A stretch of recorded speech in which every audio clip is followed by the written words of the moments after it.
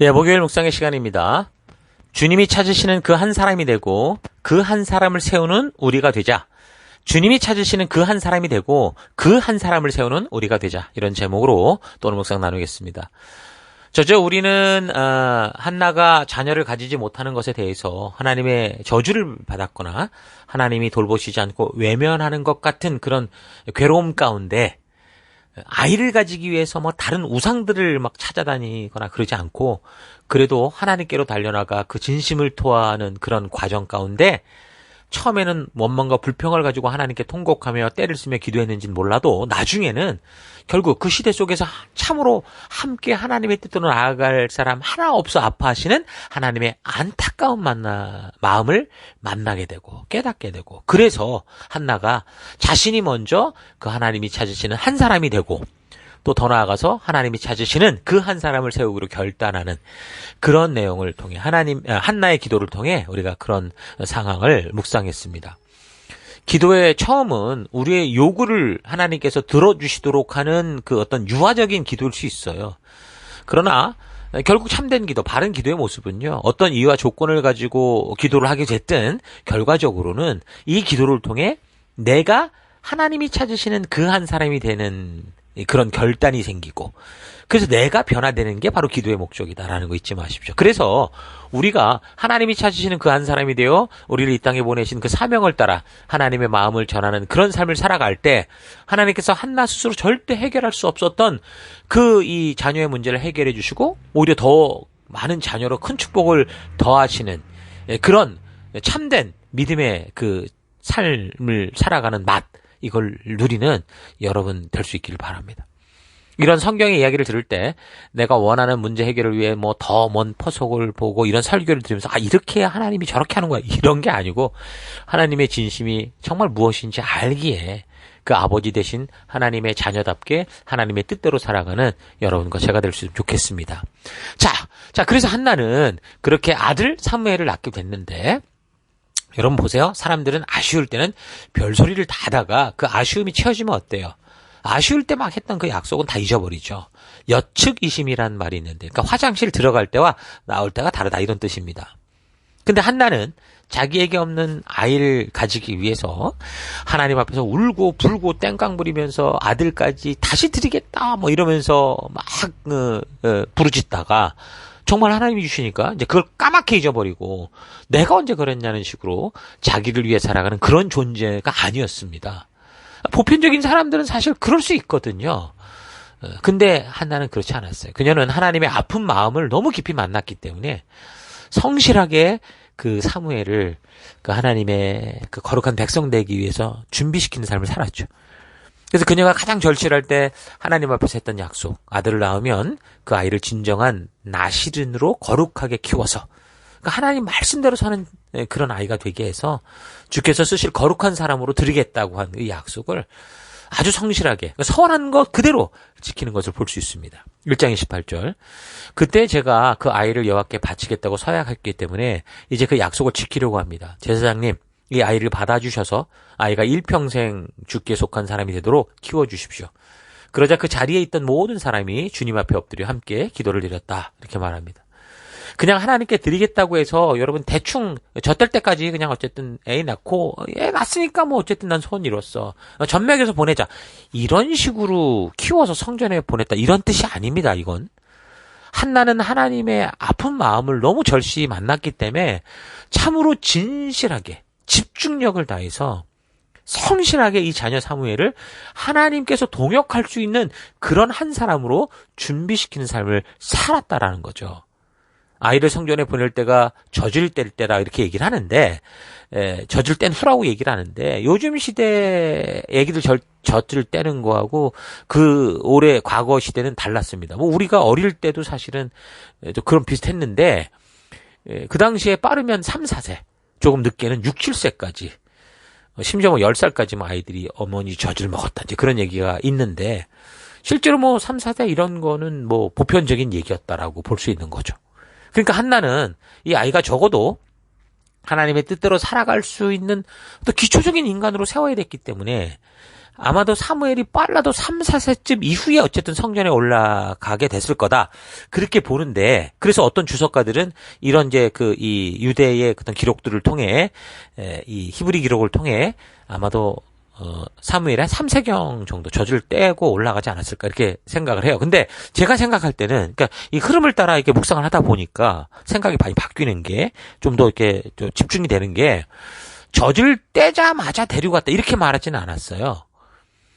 젖을 뗀 후에라고 말했지. 그러니까 아이가 7, 8세 정도는 돼야지 좀 적당히 사리 분별이 되고 어쨌든 그 아기 때는 정말 교육 제대로 하면은 애들이 정말 그대로 따라오거든요. 그러니까 어머니의 말을 잘 듣고 뭐 말귀를 좀 알아듣고 그 적당한 교육이 가능한 그런 나이였을 거다 생각이 듭니다. 그러니까 3세는 좀 어리다는 거죠.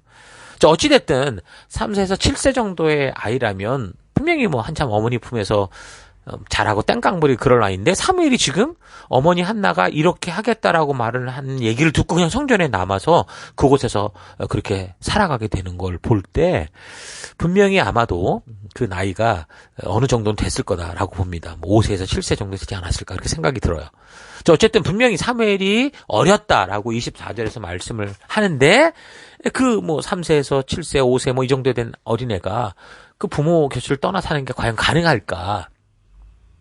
이 부분에서 우리는 어머니 한나의 교육이 어땠을까를 좀 깊이 생각해 볼 필요가 있다고 봅니다. 그러니까 그녀가 기도를 통해 하나님의 진심을 만나고 하나님의 뜻을 알아서 그 뜻대로 살 것을 결단했다고 했는데 그 결심이 그저 일시적인 어떤 감정적 동요로 인한 게 아니라 하나님 앞에서 이 한나가 목숨 걸고 정말 그렇게 살려고 했던 소원이고 그렇게 행했던 결과구나라는 걸 우리가 좀 생각해야 된다라는 거죠. 아마도 이런 일이 가능했던 것은 한나의 가정에서 하나님이 늘 함께 계시는 것처럼 살아가는 어떤 본을 보여주는 교육이 있었을 거라고 보죠. 어려서부터 자녀의 태도를 아주 신중하게 그렇게 교육을 했던 결과가 이 사무엘이 어렸지만 성전에서 살아갈 수 있는 그런 상황이 됐다고 봅니다. 그러니까 아이를 양육할 때 그러니까 우리도 그래야 되는 거죠. 단지 밥 먹기 전에 기도해라. 뭐 무슨 짓을 해도 교회를 가게 하고 뭐 성경의 의미도 모른 채 무조건 암기시키기 이런 것보다 어머니와 아버지가 하나님의 말씀의 가치대로 살아가는 이 순종의 삶과 어떤 상황과 환경 속에서도 그리고 부부가 먼저 그래서 범사에 하나님을 의식하며 살아가는 코람대의 삶을 살아가는 이 모범을 보이는 게 가장 중요한 교육이라는 거죠. 부모가 날마다 싸움박질을 하고 욕하고 미워하고 마치 하나님이 전혀 없는 것처럼 둘이 살다가 밥 먹을 때만 기도하라고 그러고 교회 갈 때만 거룩한 척하면서 아이들에게 믿음으로 살라 이렇게 하면 아이들은 절대로 바르게 하나님을 인식할 수 없는 그런 상태로 자라가게 되죠. 오히려 이중적인 종교인으로 살아가게 되는 거예요. 자신도 모르게 하나님을 믿고 사는 삶이라는 게 사회에서는 우리 마음대로 죽도록 싸우고 살다가도 교회당 갈 때만 평화의 가면을 쓰고 돈 몇 푼 가져다가 땡그랑 바치고 이러면 된다라고 생각을 하게 되는 거죠. 그리고 하나님 잘 구슬려서 우리가 필요한 것들을 뽑아내는 그런 거다라고 생각을 하게 된다는 거예요. 모범된 삶은 너무 중요하다는 거. 자, 그리고 이제 교육할 때 스스로 절제할 수 있는 어떤 그 교육이 굉장히 중요한데 아이들을 교육할 때 아이들은 어릴수록 당연히 자기중심적으로 행하고자 하잖아요. 자, 그럴 때 이제 적절한 교육을 통해서 바르게 스스로를 절제하고 자신을 조절할 수 있는 태도를 가르치는 거예요. 부모의 중요한 사명입니다. 요즘은 여러 가지 도구가 발달이 돼서 과거 어머니들처럼 더 많은 시간들을 아이들과 직접 몸으로 부딪히면서 그 직접적인 관계 속에서 교육하고 문제를 해결해 가려고 하기보다 발달된 도구들이 너무 좋으니까 아이들의 분주한 초점을 순식간에 집중시키는 그런 세상이다 보니까 자녀 교육에 있어서 많은 부분을 우리가 놓치고 그러고 나서는 이 아이들이 커가는 거 보면 이해가 안 된다. 내가 모든 걸 다 해준데 왜 이럴까? 이런 의구심 속에 빠지는 경우가 현실이죠. 자녀들은 자신과 시간과 공간을 많이 공유하는 사람들이 살아가는 삶을 보면서 배워요. 그러니까 관계 속에서 자신도 모르게 그렇게 그 사회 속에 공존하는 방법을, 생존하는 방법을 배우는 거죠. 그래서 자기가 원하는 바를 상대들에게 얻어낼 수 있는 그런 기술들을 배워간다니까요. 슈퍼에 갔을 때 이게 뒤집어질 땐지 울을 땐지 또 손님이 왔을 때 내가 지금 언제 치고 들어가서 엄마한테 이걸 달라고 해야 얻어낼 수 있는지 이런 거를 아이들은 누가 가르치지 않아도 그런 삶의 방법을 터득해서 자기가 그렇게 원하는 것을 취득하며 살아가는 생존 능력이 있다고요. 사실 하나님이 이렇게 아이들이 학습을 통해 배워갈 수 있게 창조하셨어요. 하나님이 창조한 성장의 방법인 거죠. 생존의 방법인 거죠. 그래서 하나님께서 사람을 창조하셔서 가정을 만든 거고 그 가정에서만 사람이 태어날 수 있게 하신 거고 그래서 그 가정 안에서 그들이 온전한 모습을 볼 수 있도록 그렇게 하신 거죠. 그래서 그렇게 태어난 아이가 어때요? 그런 가정 속에서 자기를 가까이 하고 책임지고 돌보는 사람들을 보면서 아주 정밀하게 닮아가는 그런 복제 능력을 통해서 어떻게 스스로 독립적인 존재로 생존해가며 살아가는 거죠. 마치 우리가 아이를 키우는 것 같은데 사실 하나님의 그 생존의 법칙에 따라 아이들이 생존해내는 거예요. 그래서 아이가 어리지만 하나님 신 그런 능력을 가지고 태어났기 때문에 그저 어려서 보면 응애 울기만 하는 것 같아도요. 사실은 그 과정 태어나면서부터 모든 심지어 어머니 뱃속에서부터도 모든 감각을 통해 뭔가를 배우고 자기를 돌보는 이들의 그런 민감한 감정까지 어떻게 조절을 해야 어떻게 울어야 자기를 책임지고 인식할 수 있다는 것을 학습하면서 자기 나름대로 그건 독특한 존재로 성장해 가는 거예요. 이게 하나님 만든 성장의 법칙입니다. 근데 그런 면에서 볼 때 사실 자녀 교육은 쉽구나라고도 할 수 있어요. 왜 그렇습니까? 내가 뭐 꼭 서울대를 나오고 하버드 대학을 나와야만 교육을 잘할 수 있는 게 아니고 우리가 자녀를 양육함에 있어서 그런 특별한 지식과 재능과 능력이 필요한 게 아니라 단지 내가 먼저 하나님 사랑하고 경외하고 그 말씀대로 살아가려고 하고 또한 내가 먼저 주변의 사람들을 사랑하고 배려하고 존중하며 살아가려고 하면 자녀들은 태어나면서 자라가는 그 첫 성장기를 통해 부모가 살아가는 그런 모습을 보면서 하나님이 주신 놀라운 복제 능력을 가지고 그 모습들을 학습하고 자라기 때문에 사실 어떻게 보면 교육은 쉬운 걸 수 있어요. 그러니까 나에게 달린 거죠. 그래서 자녀의 교육이 어렵다라고 말하는 것은 교육이 어려운 게 아니라 내가 어렵다라는 거죠. 사실 부모 자신이 하나님 앞에서 성실하고 거룩하게 살아가는 거 어떤 상황 속에서 서로 책임져주고 희생하고 뭐 부부가 예의를 지키고 인내하고 살아가는 게 그게 어렵기 때문에 내가 어렵기 때문에 교육이 어렵다. 그렇게 말하는 걸 수도 있어요. 그래서 전 청년들이 결혼하기 전에 가장 중요하게 준비해야 될 것 중에 하나가 아이를 낳고 그 후에 5년 정도까지 아이를 어떻게 키울 것인지를 잘 준비하는 거라고 생각을 해요. 많은 돈이 필요하다는 게 아니고요. 아이들이 자아가 생겨서 이제 사춘기처럼 스스로 할 수 있는 그런 때가 되기 전까지 부모로서 최선을 다해 이 아이가 하나님의 성품을 닮은 아이 말씀의 가치를 따라 살아가고자 하는 그런 태도를 어떻게 가질 수 있게 할까? 이거를 사실 이 연애하면서 함께 학습하고 지혜를 준비하는 게 중요하다고 봐요. 워낙 요즘의 연애는 서로를 탐닉하는 연애인 것 같아요. 사실은 이런 걸로 준비하는 그런 연애 기간이 돼야 되는데 이미 다 깨졌어. 이런 얘기하면 희덕거리고 웃고 비아냥거리겠죠. 하지만 여러분들 정말 미래를 생각한다면 이건 너무 중요한 준비예요. 그러니까 연애 기간의 가장 중요한 준비는 자기 자신 스스로 코람데오 의식을 가지고 말씀대로 정직하게 상대에게 예의를 갖추고 살아가는 습관과 태도를 가지는 거. 더 나아가서 하나님을 경외하고 이웃을 사랑하는 그런 마음을 가지는 거예요. 그러니까 사람들은 보편적으로 처음에는 사랑에 빠져서 결혼하느라고 정신이 없죠. 결혼 후에는 어때요?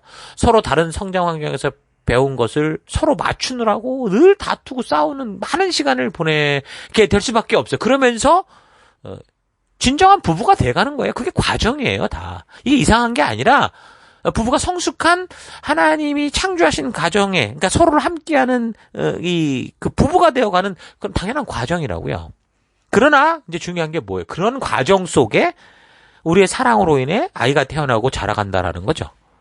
그래서 결혼 전부터 미리 바르게 준비하고 예비해야 된다라는 거예요. 심리학적으로 볼 때 아이들이 태어나는 0세부터 5세까지 기본적인 인격이 다 형성된다고 그러죠. 그래서 그 이후에는 부모의 그다지 큰 영향을 받지 않는다고 그래요. 오히려 이제 사회의 영향을 받게 되겠죠. 그래서 이 시기가 아주 중요한 시기인데 준비되지 못한 부부들은 이 중요한 시기에 아이 앞에서 너무 많은 실수를 하고 싸움을 반복할 수밖에 없는 그런 삶을 살죠. 그래서 이제 연애 시간 동안 이런 사실을 알고 미리 잘 준비하지 못하면 정말 아이에게 너무 그 인생을 결정짓는 중요한 시기에 얼마나 서툰 다툼과 서로를 깎아먹고 그 와중에 자녀들을 정말 미래의 괴물로 만드는 그런 삶을 살아가게 되는지 여러분 잘 생각하셔야 됩니다. 이 시기가 정말 중요한 시기인데 이 시기를 그렇게 그냥 정신없이 그냥 어떻게 보냈는지 모르게 보내고 나서 나중에 단지 아이들에게 뭐 100만 원짜리 뭐 좋은 유모차 끌어주고 뭐 명품 옷 사주고 비싼 장난감 사주는 게 그 능력이고 과잉보호에서 훈육하는 선생님 갖다 때리고 막 이런 게 바른 교육이라고 생각하지 말고 정말 아이들의 인격이 형성되는 0세에서 5세 사이에 성품과 인격이 바르게 자라도록 하는 건강한 부부 관계, 그러니까 뭐 의사소통을 배우고 갈등 해결 방법을 배우고 기질과 성격을 서로 받아들이는 것들을 배우고 이런 시간을 많이 투자해야 돼요. 그런 정보라도 일단 알아둬야 현실에 갔을 때 그걸 적용할 수 있거든요. 근데 그 시기에는 더욱더 힘을 써서 부모님들이 먼저 남을 배려하고 범사에 하나님을 인식하고 살아가는 그런 코람데오의 그런 태도를 가지고 하나님을 깊이 사랑하고 그 말씀과 명령대로 살아가는 이런 일에 여러분들이 투자해야 되고 그렇게 집중해야 되고 그런 연애를 하면은 하나님 앞에서도 코람데오의 연애를 하면 그 연애가 얼마나 아름답겠습니까? 근데 자칫 이게 하나님의 코람데오의 그 임재를 알지 못하는 연애는 서로를 더럽히는 연애인 거죠. 얼만큼 내가 많은 사람을 만났느냐만큼 많은 더러워지는 그런 현실이 오늘 우리 시대의 현실인 거예요. 그래서 믿는 이들의 그 연애는 이렇게 하나님의 코람데오를 실천하고 그런 태도를 훈련하며 그래서 미래를 준비하는 거룩한 그런 연애가 될 수 있도록 해야 되는 거예요. 그렇다고 여행도 가지 말고 무슨 뭐 뭐도 하지 말고 뭐도 하지 그런 얘기 아니에요. 좋은 시간들 만드세요. 그리고 좋은 곳도 많이 다니고 좋은 음식도 많이 먹고 하지만 가장 중요한 건 그 모든 일에 코람데오의 의식을 가지고 하나님과 동행하며 하나님이 함께하는 삶을 서로가 격려하고 서로가 이 연애를 통해 하나님과 더 가까워지는 그런 연애를 하라는 겁니다. 그래서 일단 뭐 청소년 시기나 청년 시기가 될 때 좀 중요한 게 뭐냐면 급하지 않지만 중요한 일들을 많이 해야 돼요. 그러니까 날마다 시간을 일부러 만들어서라도 급하진 않은데 중요한 일들이 있거든요. 그런 일들, 그러니까 바른 성품을 훈련하고 이런 이 말했던 것처럼 좋은 이 태도를 훈련하고 이런 것들을 여러분들이 늘 준비해야 돼요. 그래야 결혼이 닥치고 아이를 가지게 될 때 실수하지 않고 서로 건강한 관계, 이 위기가 오히려 역전의 기회가 되는 그런 상황이 될 수 있는 거예요. 저는 성경에 지금 이런 내용이 나오지 않지만 한나가 바로 이런 가치를 교육하는 일에 집중했을 거다라고 봅니다. 한나가 하나님의 그 아픈 마음을 만나면서 하나님이 찾으시는 그 한 사람이 되기로 했고 그래서 하나님이 찾으시는 그 한 사람을 세우기 위해 결단하면서 그녀의 삶에 있어서 이제 말이 아니라 그녀의 삶이 복음을 보여주고 하나님의 마음을 보여주는 그런 삶을 살았던 거죠. 그것처럼 여러분 우리가 각자 보내를 받은 삶의 우리의 현장에서 그렇게 떠들기만 하는 복음, 교회당만 와서 왁작지껄 하는 복음이 아니라 우리의 삶의 그 끝에서 우리가 보내를 받은 가나안 땅 그곳에서 살아계신 하나님이 드러나는 그런 복음이 될 수 있는 그런 길로 힘써 나아가는 여러분과 제가 되기를 바랍니다. 자, 오늘 하루 나는 정말 하나님이 찾으시는 그 한 사람 되기 원하는 그런 삶을 살아가면서 또한 하나님이 찾으시는 그 한 사람을 세우기 위해 하나님의 마음으로 주어진 삶의 곳곳 그 사명의 현장에서 정말 거룩한 백성으로 살아가고자 하는지 좀 되돌아봤으면 좋겠습니다. 나의 입으로 그리스도를 전하고 하나님의 말씀을 전하는 것도 중요한 것이지만 강력한 복음의 힘은 우리의 말보다 우리의 삶이 그 복음의 향기가 되는 우리 삶이 복음이 되는 겁니다. 그래서 아무리 감추려고 해도 감춰지지 않는 빛과 같이 참으로 하나님의 살아계심을 그대로 드러내는 삶이 중요한 거죠. 한나가 그녀의 고통을 통해 하나님의 진심을 알게 된 후 진정으로 그녀 자신이 하나님이 찾으시는 그 한 사람이 되고자 했고 또한 하나님께서 맡기신 자녀를 하나님께서 찾으시는 그 한 사람으로 세우고자 하며 삶에서 누구를 만나든 하나님이 찾으시는 그 한 사람으로 세우기 위해 헌신하는 삶을 보며 나 또한 내 삶의 현장 곳곳에서 나로 인해 하나님의 살아계심이 감추어지지 않고 나로 인해 하나님의 말씀과 그의 놀라운 사랑이 그대로 드러나는 삶을 살아가는 우리가 되기를 바랍니다. 내가 말하는 것보다 나의 삶이 주님의 살아계심을 외치는 그런 빛과 소금된 삶 살아가는 우리가 되십시다. 하나님이 찾으시는 그 한 사람이 되는 삶, 그 한 사람을 세우는 삶은 그냥 되어지는 게 아니에요. 저절로 되는 게 아닙니다. 그래서 먼저는 우리의 삶의 모든 것을 통해 특히 고통과 어려움을 통해 한나처럼 하나님의 진심을 만나는 일이 있기를 바라고요. 거듭남이 있기를 바라고. 그래서 하나님이 원하시는 진심이 무엇인지 하나님께서 그 백성들에게 직접 주셨던 그 법도와 규례를 통해 깨닫고 내가 전 삶의 곳곳에서 가정에서 교회에서 직장과 사업터에서 모든 관계에서 진정으로 하나님이 찾으시는 그 한 사람이 되고자 하기를 바라고 또한 우리가 만나는 그 누구든 하나님이 찾으신 그 한 사람을 세워가는 여러분 되기를 주의 이름으로 축원합니다. 저는 하루도 힘내십시오. 잠시 기도하겠습니다. 하나님께서는 나의 신음과 같은 기도를 통해서도 우리에게 좋은 것으로 주셨는데 한나와 같이 그로 인해 하나님 앞에서 약속하고 선한 대로 지켜가는 삶이 아니라 내가 편하고 쉬운 방법을 따라 살았던 것을 회개합니다. 용서하여 주옵소서. 다른 그 어떤 것보다 한나와 같이 먼저 하나님의 진실을 만나는 삶 되기 원합니다. 내가 원하고 바라는 대로 살아가며 하나님을 이용하려는 삶이 아니라 그런 고집과 아집으로부터 떠나 하나님이 나를 이 땅에 있게 하신 그 목적을 따라 바른 사명대로서는 내가 되기 원합니다. 하나님이 나를 내 삶의 곳곳으로 보내심을 믿습니다. 하나님 그래서 내가 선 삶의 더 곳곳에서 하나님 보내신 그 한 사람 되기 원하고 하나님이 찾으시는 그 한 사람을 세워가는 내가 되기 원합니다. 하나님 오늘도 그 한 사람 되고 그 한 사람을 세우는 그런 길로 나아가는 내가 되기를 결단하며 감사드리고 예수님 이름으로 기도했습니다. 아멘.